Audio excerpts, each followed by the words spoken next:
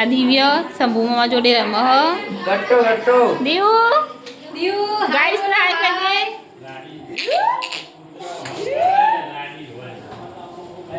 Hi guys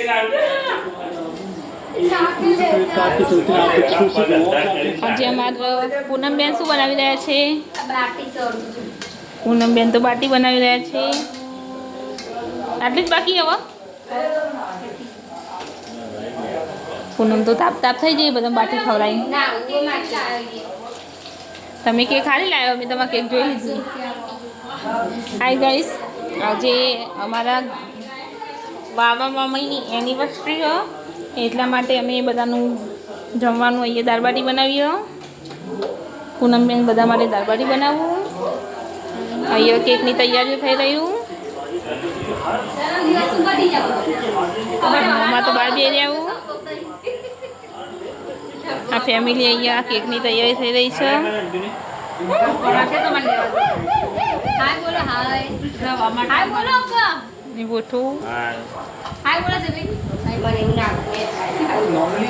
और ये सब मैच भी देख रहे हैं.